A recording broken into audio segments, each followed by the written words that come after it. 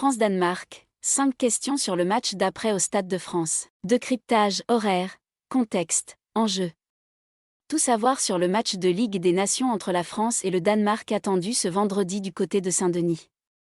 Où suivre la rencontre entre les Bleus et les Danois. L'équipe de France est attendue ce vendredi soir au Stade de France contre le Danemark, 11e nation au classement FIFA et récent demi-finaliste de l'Euro, pour entamer la nouvelle édition de la Ligue des Nations. Le coup d'envoi de ce match est prévu à 20h45 et sera diffusé chez nos confrères de M6.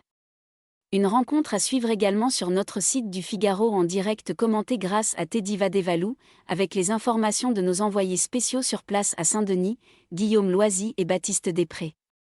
Peut-on s'attendre à de nouveaux couacs en termes d'organisation ? Le Stade de France sera au centre de toutes les attentions ce vendredi soir. À peine une semaine après le fiasco de la finale de Ligue des Champions, le dispositif de sécurité sera renforcé pour le match de Ligue des Nations entre la France et le Danemark, prévu à guichet fermé. Près de 78 000 spectateurs sont attendus à Saint-Denis et selon nos informations, la préfecture de police de Paris devrait annoncer un renforcement du nombre de forces mobiles et de policiers chargés de la lutte contre la délinquance, après les nombreuses agressions constatées samedi dernier. Si l'ambiance autour des matchs des champions du monde est toujours bon enfant, le contexte explosif du week-end dernier incite les autorités à toutes les précautions. Cela donne une image désastreuse pour la France, concède Guy Stéphane, adjoint de Didier Deschamps, absent vendredi en raison d'un deuil familial. On est aussi là pour rendre les gens le plus heureux possible, c'est ce qu'on va tenter de faire. Hugo Lloris, capitaine de la sélection, déplore aussi le contexte ambiant des derniers mois dans les stades. D'une manière générale, ce qu'on a pu voir en France cette saison n'est pas une bonne publicité pour le pays et le football français. Même si cette finale de Ligue des Champions ne dépend pas uniquement des Français, ce n'est pas ce qu'on veut voir dans le foot. Quels sont les enjeux de dernière séquence bleue de la saison ? Au-delà du fameux gagner et encore gagner qui ne cesse d'accompagner l'équipe de France depuis son titre de champion du monde, les Bleus sont attendus pour plusieurs raisons en juin. Avec une feuille de route assez claire et un programme chargé puisque 4 rencontres en 11 jours attendent la bande à Hugo Lloris avec le Danemark ce vendredi, un double déplacement en Croatie lundi et en Autriche vendredi prochain puis à nouveau la réception des Croates le 13 juin.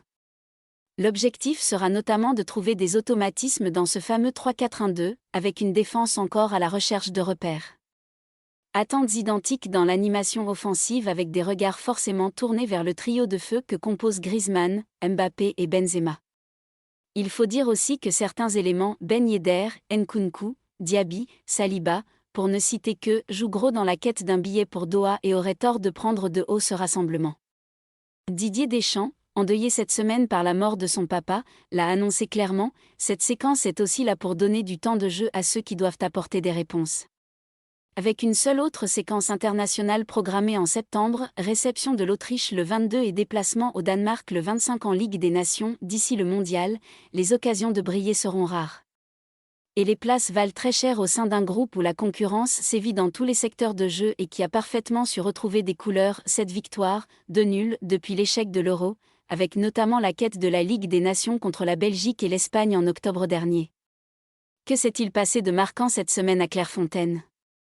Réunis depuis samedi midi au château, les Bleus ont eu le loisir de bénéficier d'installations optimales pour préparer le premier de leurs 4 rendez-vous. Les séances de dimanche et lundi ont été particulièrement intenses et rythmées, au point même de voir le staff des champions du monde être quelque peu impressionné par certaines données GPS. Côté coulisses, la semaine a été marquée par le départ précipité de Didier Deschamps au Pays Basque dès mardi, suite au décès de son papa. Le sélectionneur, très affecté, XXXXXX. À noter aussi que le président Noël Le Graët est venu déjeuner avec la sélection mercredi, après avoir eu notamment une réunion très attendue en compagnie de 5 joueurs Lloris, Varane, Mbappé, Griezmann, Kanté, sur le sujet des droits à l'image après l'épisode Mbappé en mars.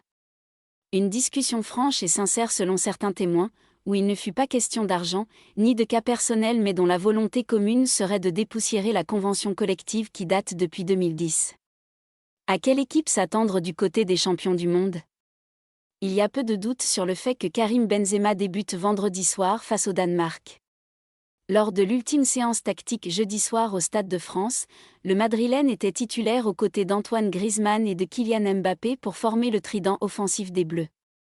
Avec seulement 2 séances d'entraînement à son actif en raison de son arrivée tardive à Clairefontaine suite à sa 5e victoire en Ligue des Champions avec le Real Madrid, l'attaquant français sera très attendu du côté de Saint-Denis. Pour le reste du 11 de départ, Di Stéphane, en lien avec Didier Deschamps qui sera absent vendredi soir en raison d'un deuil familial, fera confiance au 3-4-1-2. Sur les côtés, Théo Hernandez et Kingsley Coman auront la charge d'animer les couloirs. Au milieu, Aurélien Tchouaméni et N'Golo Kanté devraient être titulaires. En défense, Jules Koundé, Raphaël Varane, Lucas Hernandez formeront la charnière devant Hugo Lloris, capitaine fidèle au poste. Des choix clairs, limpides et qui témoignent de la volonté du staff de l'équipe de France d'aligner la meilleure équipe du moment pour entamer cette séquence de 4 matchs en juin.